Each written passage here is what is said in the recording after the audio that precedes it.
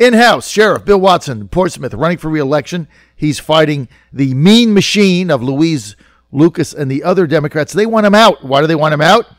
Because they can't tell him what to do. Simple. They can't tell him what to do. He's his own man. He's not beholden to anybody, can't be bought, can't be sold. And Louise basically cannot control the situation. So she scammed to get him out. Now he's running as an independent.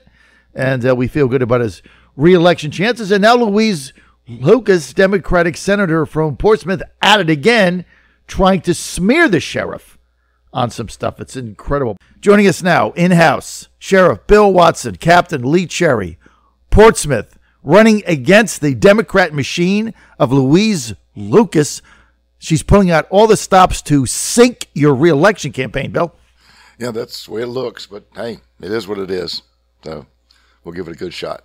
Now, we understand we got another issue going on. Let's get to Captain Lee Cherry.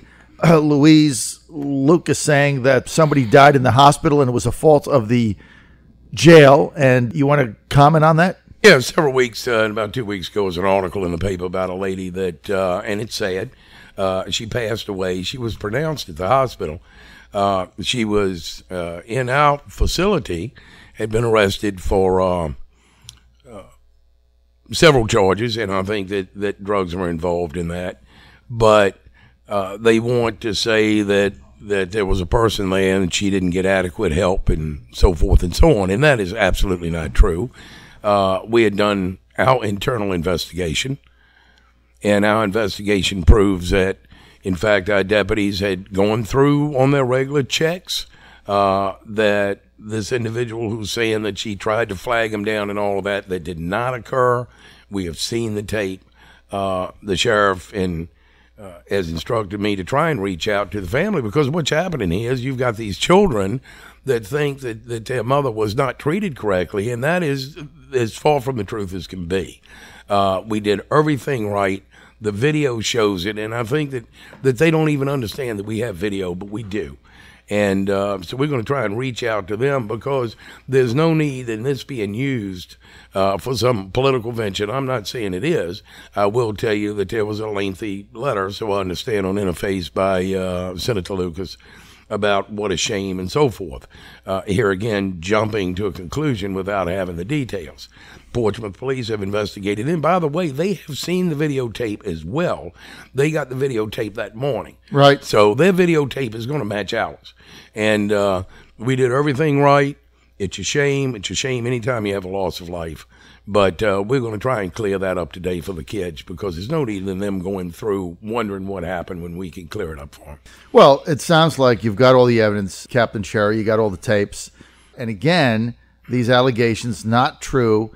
It seems like the Democratic senator from Portsmouth, Louise Lucas, is going to do anything to get rid of Bill Watson, right? I mean, she's trying. Yeah, she's trying. I mean, what gets me is the Virginia Pilot. They went and printed this in the paper like it was the gospel. They never did any backup on it. They never. Well, they don't want to do any backup. Exactly. They don't want you in there either, because you don't kowtow to them, right? You don't go to their editorial meetings. You don't care what they say. You don't get the paper. And they can't control the situation either. So just so everybody knows, you got two entities right now in the city of Portsmouth, Virginia, the Virginian Pilot, their editorial people, and Louise Lucas, the Democratic powerful senator there. They want to control everything that goes on in the city. And they hate Bill Watson, the sheriff, because they can't tell him what to do, and because he's not beholden to anybody except for the people. And it drives them bananas because they control everything else, right? Correct. And, you know, I was asking Louise one time, I said, how long have you been a senator now? 20 years? She says, 23. I'm proud of it. I said, Louise, tell me one thing you've done for the city of Portsmouth other than make yourself rich. I thought she was going to explode when I said that to her. But it's true. I can't think of anything she's done for Portsmouth except make herself rich. She did make herself rich. Yes. Somehow. We know how, but that's beside the point. We know how. I don't know how, but they all seem to get in politics to get rich. Correct. Pretty amazing thing that happens, right? We're not quite sure how it happens, but it just seems to be the trend. You know, Lee Cherry, Captain Cherry, this is the bottom line. If our show doesn't stand up for the people, if we don't stand up for candidates like yourselves that are fighting these machines, that are pouring all kinds of money in to get you out, not because you've done a bad job or because they don't like your policies or there's an ideological problem. No, simply because they can't control you. I'm not for sale at any price. That's why they want you out. Correct. Right? And my position is that what we need in government and in law enforcement everywhere else is we need more Sheriff Bill Watsons who stands up to the man, stands up to the money, stands up to the special interest, stands up to the party bosses, stands up to the machine, and stands for the people. Agreed? Absolutely. The people's who put me in office. That's who I work for. No, I don't work for big businesses. I don't work for Lucas. I don't work for anybody but the people. Why does the pilot hate you guys so much? Because I told him to pack it where the sun don't shine. You know, they're just as bad as Louise. And at one time, Virginia Pilot was an upstanding newspaper. Back when I was a kid, I even delivered papers for the Virginia Pilot Ledger Star. I had a morning route and an evening route. And back then it meant something. Now they just take anything you tell them and print it like it's the gospel, just like they did with this woman that passed away. I just don't get it. They're like a second-rate newspaper now. And they're going down. They're a dying newspaper because everything is online now, so you really don't need to subscribe to the Virginian Pilot. And I think because I stated that on the air one time, they went out to me like it was no tomorrow. I'm telling you, they were really after me for that one. But it's true. I mean, they'll print anything, and they don't care whether it's right or not because they want to sell newspapers. And the more they can glorify something or, really make it look terrible, the more papers they sell. Absolutely. Well, I was going to add that, if they get him out of office, their readership is going to be cut in half because they won't have any articles to print. They ran an article one time about the sheriff loves seniors, and then the bottom put hates kids. Whatever they can do, they take a shot at. And their readership is declining, as you know, by a lot. And I think people are beginning to see through that. Let's go to the phone lines. Jerry at the beach. Jerry, you're on the air. Yeah, good morning, John. I just have one comment to make. I recall President Truman saying, if you went into politics and came out of office and you were rich, you were a crook. And I also commend the sheriff for being independent and not taking orders from the machine. Thanks. All right, Jerry. Thank you. Thank you, brother. What do you think about that, Bill? True words were never spoken. That's right. Harry Truman did say that, yeah. Right? If you go in, any politician that goes in broke and comes out rich is a crook. Well, you check my bank account. I'm not rich. Oh my goodness. All right. Jerry in Virginia Beach, thanks for those encouraging words. Now, there's also scuttlebutt going on. Captain Lee Chair explained this to all with the Commonwealth's attorney race in Portsmouth, where the incumbent is not being backed by Louise Lucas either, and T.J. Wright's an independent, and we understand real close. What's going on there? Well, I think everything other than his is crazy in Portsmouth, but when you originally started, you had Louise Lucas and a couple of her friends. When Stephanie Morales first ran, they backed her, they pushed her. That was and Stephanie Morales is the incumbent Commonwealth's attorney on the Democratic line running for re-election against independent T.J. Wright. And when she first ran, they were behind her. So now, because of whatever reasons, and they've come out with 3 different reasons, none of which really make a lot of sense, they have said, we will not support her.